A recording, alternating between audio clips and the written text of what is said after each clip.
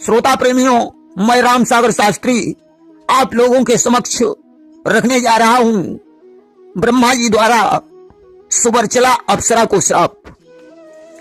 देखिए, एक बार ब्रह्मा जी की सभा में नृत्य गान का आयोजन हुआ। नृत्य करने के लिए वैसे तो स्वर्ग में अनेकों अप्सराएं थीं, उर्वशी, तिलोत्तमा, मेनका, रंभा, हरिणी आदि के अलावा अन्य बहुत सी नृत्य गान में प्रवीण और रूपवती अप्सराएं थीं, परंतु ब्रह्मा जी ने उनमें से सुवर्चला नाम की अप्सरा को ही चुना। अब आप लोग कहेंगे कि इंद्र की सभा में अप्सराओं के नृत्य गान की चर्चा तो ठीक है, क्योंकि इंद्र नृत्य गान का प्रेमी था, परंतु ब्रह्मा जी की सभा में नृत्य गान का आयोजन हुआ, यह बात समझ में नहीं आई।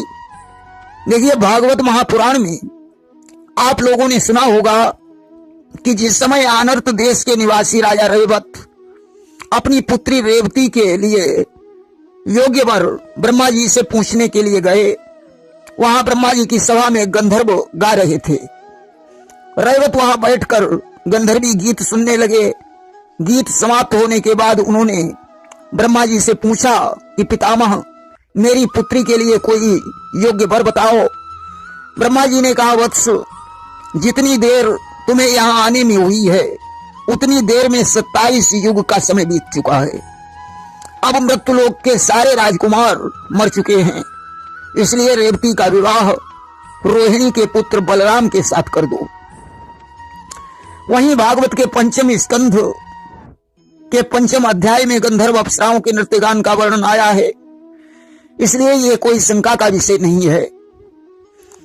ब्रह्मा जी की सभा में गंधर्व और अप्सराओं का नृत्य गान होता रहता था। आज ब्रह्मा जी ने अपनी सभा में नृत्य का आयोजन किया। नृत्य के लिए उन्होंने सुवर्चला अप्सरा को नियुक्त किया।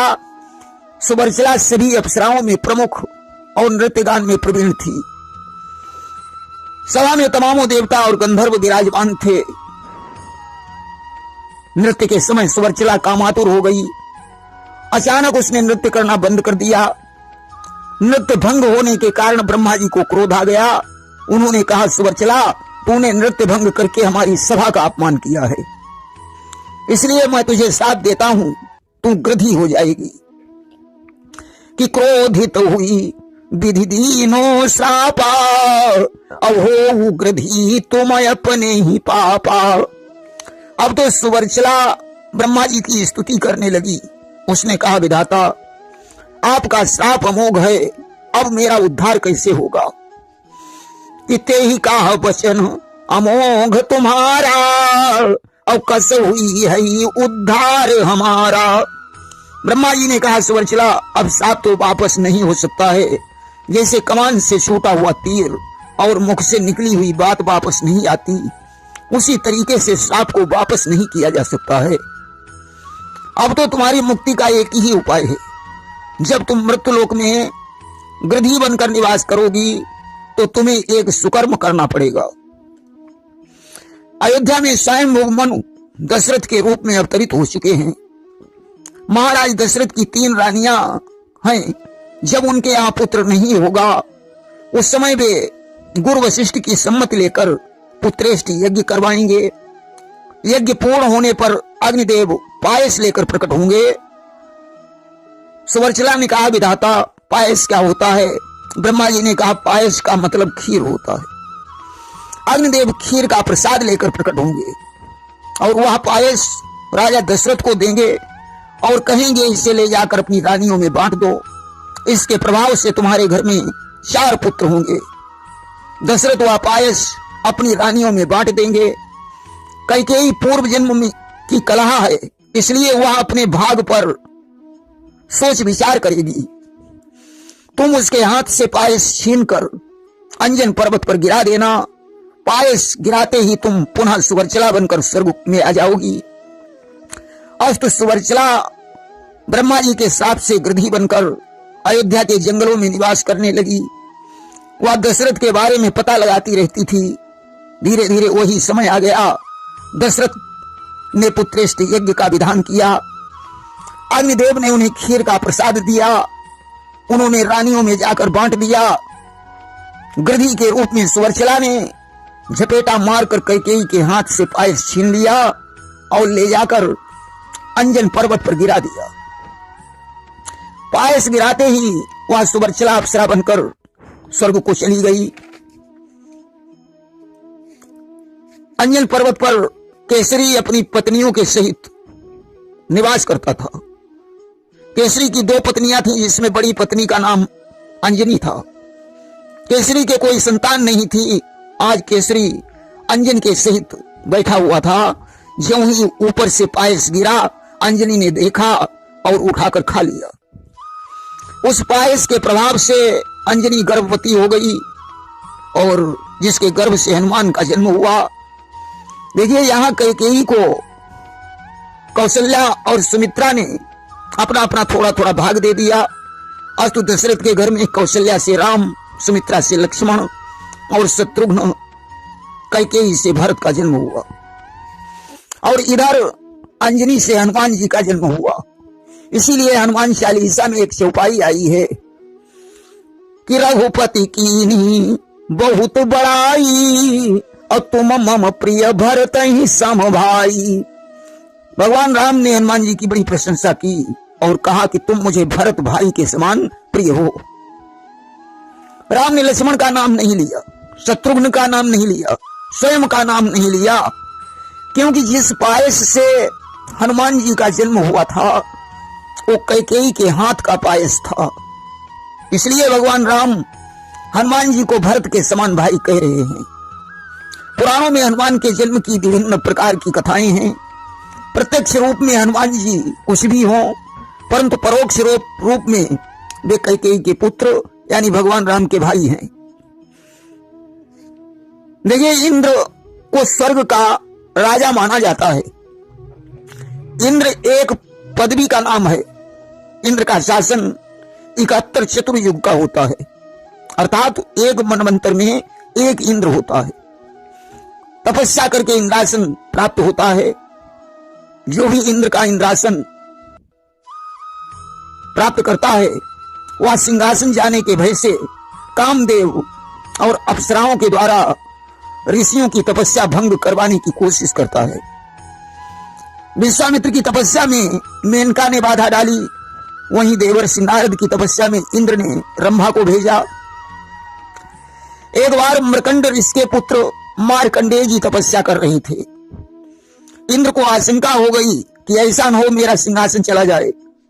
इंद्र ने उर्वशी को बुलाकर कहा, जाओ अपना सारा साज श्रृंगार बनाकर मार्कंडेय की तपस्या भंग करो। उर्वशी मृत्युलोक में पहुंची कि मुनि तप देखी सुरेश डराई और ऋषि समीप उर्वशी पठाई। उर्वशी मृत्युलोक में पहुंची। उसने अपनी माया से वसंत ऋतु उत्पन्न कर दी। मुनि के आगे नाचने लगी, परंतु मार्कंडेय पर कोई प्रभाव नहीं पड़ा। तब उर्वशी निवस्त्र होकर नृत्य करने लगी। उस समय मार्कंडेय ने कहा, उर्वशी तू ये क्या कर रही है? इस सघन जंगल में तेरे आने का प्रयोजन क्या है? अरे मैं ऐसा वैसा योगी नहीं हूं जिसका चित्त चलायमान हो जाए। उर्वशी ने कहा, मुनिवर मैं तो आपकी समाधि को डिगाने के लिए आई हूं। अब मैं हार मानकर जब वापस लौटूंगी तो इंद्र मुझ पर क्रोधित होकर मुझे कड़ी सजा देंगे कि तुम मार्कंडेय की तपस्या भंग नहीं कर पाई। कि पूछी है जब ही स्वर्ग के राजा अब क्यों नहीं की न हमारो काजा। इसलिए मुनिवर अब तुम ही मुझे बताओ कि मैं क्या करूं। मार्कंडेय ने कहा, उर्वशी प्रत्यक्ष में तो मैं पृथ्वी पर तपस्या कर रहा हूं, परंतु परोक्ष रूप में मेरी धारणा ब्रह्मलोक में लगी है। इसलिए तू हमारी समाधि को भंग नहीं कर पाई। ब्रह्मलोक की अप्सराओं के आगे तेरी कोई सुंदरता नहीं है। उन अप्सराओं से भला तेरी क्या तुलना हो सकती है?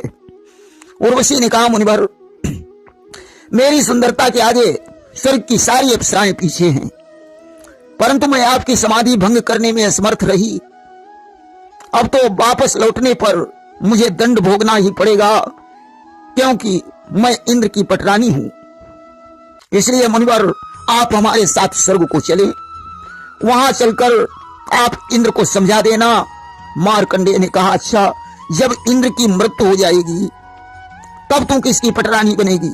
उर्वशी ने कहा, तब कोई दूसरा इंद्र बनेगा, मैं उसकी पटरानी बन जाऊंगी। इस तरह 14 इंद्रों की पटरानी बनूंगी और बनकर स्वर्ग का सुख भोगूंगी। मार्कंडेय ने कहा, जब सभी इंद्र मर जाएंगे तब तू क्या करेगी?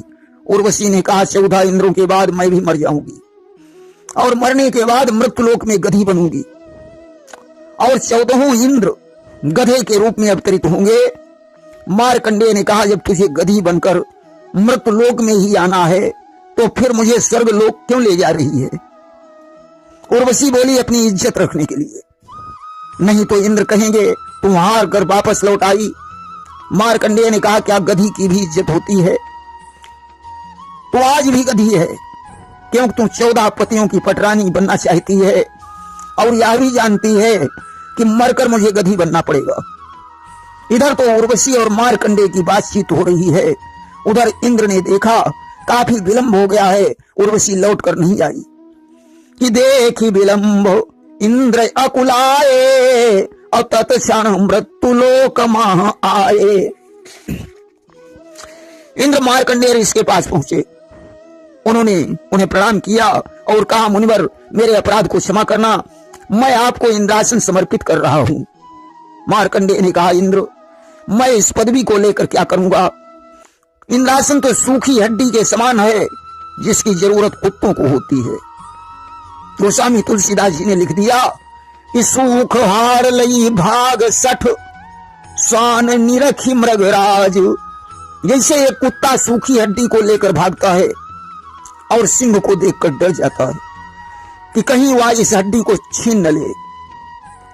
कुत्ता सूखी हड्डी छिछोरता है, खून उसके दांतों से निकलता है, कुत्ता समझता है इस हड्डी से खून निकल रहा है। मार्कंडेय ने कहा, इंद्र, तू इंद्रासन को छोड़कर मेरे साथ तपस्या कर, मैं तुझे ब्रह्मलोक का नजारा दिखाऊं, जिसे देखकर तेरा स्वर्गलोक का सुख फीका पड़ जाएगा। कि छोड़ऊ स्वर्ग करऊ तप भाई और ब्रह्मलोक देवई पहुंचाई। इंद्र ने कहा, मुनिवर, मैं स्वर्गलोक के राज्य में ही मस्त हूं। आज मार्कंडेय को प्रणाम करके इंद्र उर्वशी के सहित वापस चला गया। प्रेम से बोलिए वृंदावन बिहारी लाल की जय।